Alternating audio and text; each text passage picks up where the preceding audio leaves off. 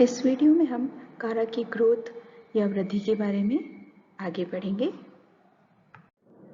कारा की main axis और एक्सिलरी एक्सिस की जो ब्रांचेस हैं उनमें ग्रोथ एक क्लब शेप्ड एपिकल सेल से होती है। इस सेल में अनेक डिवीज़न होते हैं, ट्रांसफर डिवीजन्स होते हैं, जिससे कि एक डिस्क लाइक स्ट्रक्चर बन जाता है। डिस्क लाइक बहुत सारी सेल्स बन जाती है जो लीनियरली अरेंज्ड रहती है, और इन कोशिकाओं के जो सबसे बीच की सेल्स होती है वो cell as a apical cell का काम करती है। इस स्लाइड में आप देख सकते हैं कि किस तरीके से एपिकल सेल जो मेन एक्सिस या एक्सिलरी ब्रांचेस हैं उनकी एपिकल सेल से ग्रोथ हो रही है प्लांट की। यहाँ पर इन एपिकल सेल से अलग अलग ब्रांचेस निकल रही हैं, और इन ब्रांचेस में भी फिर से जो ब्रांचेस की जो एपिकल सेल होती है उसमें फिर से ग्रोथ होती है और ब्रांचेस की लंबाई बढ़ती रहती है। अब बात करते हैं कारा में रिप्रोडक्शन या जनन की। कारा में मेनली दो प्रकार का रिप्रोडक्शन होता है, vegetative reproduction and sexual reproduction. Asexual reproduction is totally absent in कारा।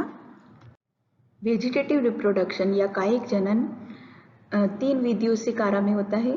पहला प्रकार है tubers and bulbils, second amylum stars and तीसरा है सेकेंडरी प्रोटोनीमल फिलामेंट्स। सबसे फर्स्ट हम पढ़ेंगे ट्यूबर्स एंड बल्बलिस। ट्यूबर्स या बल्बलिस मेन एक्सिस की बेसल पर्व संधियों और जो राइजोइड्स होते हैं उनके द्वारा निर्मित किए जाते हैं। ये एक मल्टी सेलुलर स्ट्रक्चर है जिसमें कि बहुत सारा स्टोरेज फूड मटेरियल भरा रहता है, और बेसिकली ये एक आउट ग्रोथ है। ये ट्यूबर्स अलग अलग शेप की हो सकती है, और जब ये मैच्योर हो जाएंगी तो मेन प्लांट से सेपरेट होकर के एक न्यू प्लांट में डेवलप हो जाती हैं। वेजिटेटिव रिप्रोडक्शन का दूसरा प्रकार होता है एमाइलम स्टार्च, या हिंदी में हम इन्हें एमाइलम तारे कह सकते हैं। एमाइलम स्टार्च भी स्टार की शेप का स्ट्रक्चर होता है, इसीलिए इसका नाम ही एमाइलम स्टार दिया गया है। और ये स्ट्रक्चर भी मेन एक्सिस की जो बेसल पर्व संधि है उनकी सेल से निर्मित होती है, और एमाइलम स्टार्च मेन प्लांट से अलग होकर के एक न्यू प्लांट ग्रो करने की कैपेसिटी रखता है। वेजिटेटिव रिप्रोडक्शन का तीसरा टाइप है प्राइमरी प्रोटोनीमा के द्वारा। प्राइमरी प्रोटोनीमा में पहला क्या है कि जो प्लांट है उसके एपिकल पार्ट से भी एक नया प्लांट बनने की क्षमता होती है। तो एपिकल पोर्शन अगर टूट जाता है प्लांट का तो वहाँ से भी नया प्लांट बन सकता है। मुख्य तने की पर्व संधि की कोशिकाओं के द्वारा भी नया प्लांट बन सकता है, और राइजोइड्स की बेसल सेल्स के द्वारा भी न्यू प्लांट वेजिटेटिव मेथड के द्वारा बनाया जा सकता है प्लांट्स के द्वारा। Sexual reproduction. कारा में एडवांस ऊगेमस प्रकार का सेक्सुअल रिप्रोडक्शन प्रेजेंट होता है, और कारा के जो सेक्सुअली रिप्रोडक्टिव पार्ट हैं वो एडवांस और काफ़ी कॉम्प्लेक्स होते हैं। इतने एडवांस और कॉम्प्लेक्स सेक्सुअल ऑर्गन्स किसी भी प्लांट में नहीं पाए जाते हैं, एल्गी के ग्रुप में कहीं भी नहीं पाए जाते हैं। और सबसे बड़ी बात होती है कि जो सेक्सुअल रिप्रोडक्टिव पार्ट हैं वो मैक्रोस्कोपिक होते हैं, आप इन्हें नेकेड आइज से देख सकते हैं। मेल रिप्रोडक्टिव पार्ट को ग्लोब्यूल कहते हैं और फीमेल रिप्रोडक्टिव पार्ट को न्यूक्यूल कहा जाता है। कारा की अधिकतर जो स्पीशीज हैं वो उभयलिंगाश्रयी होती है। इट मीन्स इनमें मेल और फीमेल ऑर्गन्स पास पास ही पाए जाते हैं एक ही प्लांट में, और ये रिप्रोडक्टिव ऑर्गन लिमिटेड ग्रोथ वाली शाखाओं पर बनते हैं। ग्लोब्यूल ओवल शेप का राउंड ऑरेंज और रेड डार्क रेड कलर का स्ट्रक्चर होता है, और न्यूक्यूल अंडाकार और कलरहीन होता है। साथ ही इसकी शेप जो होती है वो ओवल रहती है। ग्लोब्यूल न्यूक्यूल के जस्ट नीचे लगा रहता है, और दोनों का निर्माण लगभग साथ होता है। Structure of globule. जब ग्लोब्यूल इमेच्योर होता है तो वो ग्रीन कलर का होता है, लेकिन मैच्योर होता जाता है तो ग्रीन कलर ऑरेंज और रेड कलर में चेंज हो जाता है। तो परिपक्व अवस्था में ग्लोब्यूल रेड कलर का या ऑरेंज कलर का दिखाई देता है। ग्लोब्यूल एक पेडिसिलेट स्ट्रक्चर है, मतलब सवृंत संरचना है, और ये वृंत एक कोशिकीय स्ट्रक्चर होता है, और ये जो वृंत है वो ग्लोब्यूल के अंदर तक, ग्लोब्यूल की बॉडी के अंदर इनर पार्ट तक धंसा रहता है। ग्लोब्यूल मेनली 24 सेल से बना होता है और 8 कोशिकाओं की 3 लेयर्स इसमें पाई जाती है। तो ये 8 लेयर्स इस प्रकार अरेंज रहती है। सबसे बाहर की जो लेयर होती है उसे हम परिरक्षक कोशिका या शील्ड सेल्स कहते हैं। दूसरी दंडाप कोशिका या मेनुब्रियल सेल्स कहा जाता है, और सबसे तीसरा जो लेयर होता है उसे प्राथमिक मुंडक कोशिकाएं या प्राइमरी कैपिटुलम सेल्स कहते हैं।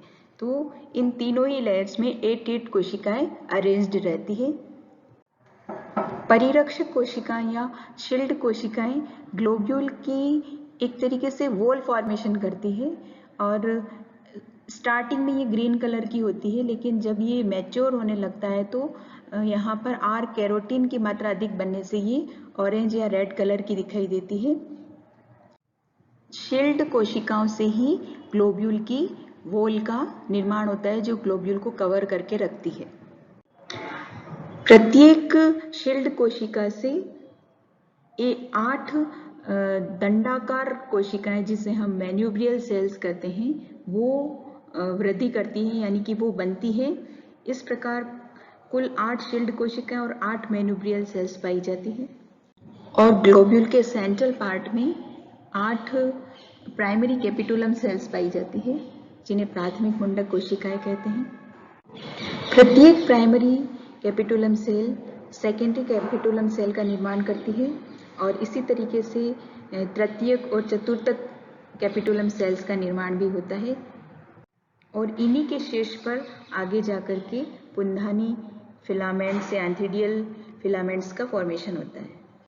पुंधानी तंतु या स्पर्मेटोजिनस फिलामेंट्स ब्रांच्ड भी हो सकते हैं और अनब्रांच्ड भी रह सकते हैं, और प्रत्येक एंथ्रीडियल या स्पर्मेटोजिनस फिलामेंट्स में 25 से लेकर के 200 तक एंथ्रीडियल सेल्स पाई जाती हैं। स्पर्मेटोजिनस फिलामेंट की हर सेल से एक पुंगड़ू का निर्माण होता है, जो लॉन्ग, स्पाइरल और बाई फिलामेंटेड होता है। Development of globule.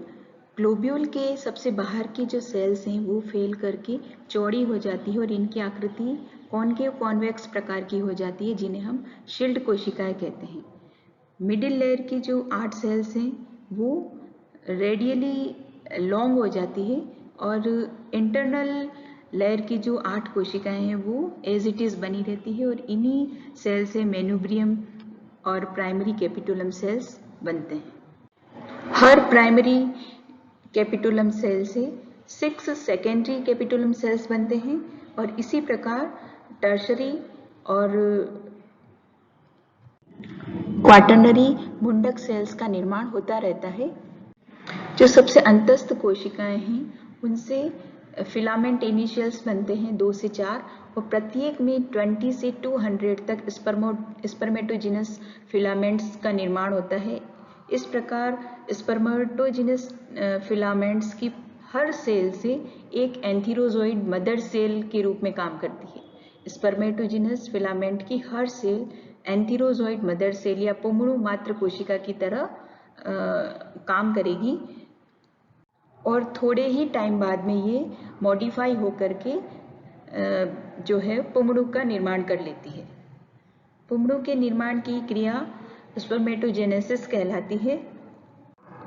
प्रत्येक पुंगड़ू दीर्घित, स्पाइरल और बाइफ्लैजिलेटेड स्ट्रक्चर लिए होता है।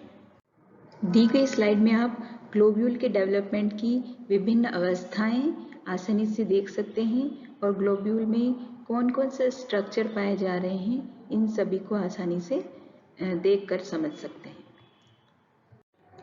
स्लाइड में आप पुंगड़ू का स्ट्रक्चर देख करके समझ सकते हैं कि ये जो पुमनु है वो सर्पिलाकार स्ट्रक्चर है या गोलाकार स्ट्रक्चर हो सकता है और इसमें 2 फ्लेजिला प्रेजेंट होती है। लिबरेशन ऑफ एंथीरोजोइड्स, जब एंथीरोजोइड्स या पुमनु परिपक्व हो जाते हैं, मैच्योर हो जाएंगे, तब शील्ड सेल जो है वो उन पर प्रेशर पड़ता है, अंदर से प्रेशर पड़ता है और प्रेशर पड़ने के कारण वो अलग अलग हो जाती है और जो एंथ्रीडिया है वो अनकवर्ड हो जाते हैं। यहाँ जिलेटिनाइजेशन होता है, जिलेटिनीकरण की क्रिया होती है जिससे कि एंथर्स मदर सेल के अंदर जिलेटिनाइजेशन हो जाता है, जिससे वहाँ की भित्ति फट जाती है, एंथ्रीडिया की भित्ति फट जाती है और एक स्लिट बन जाता है, एक छेद बन जाता है, जिससे कि मैच्योर होकर के एंथर्स या एंथीरोजोइड्स यहाँ से बाहर आ जाते हैं और ये मैच्योर एंथीरोजोइड्स काफ़ी देर तक फ्री स्विमिंग करते रहते हैं पानी के अंदर और वायबल बने रहते हैं।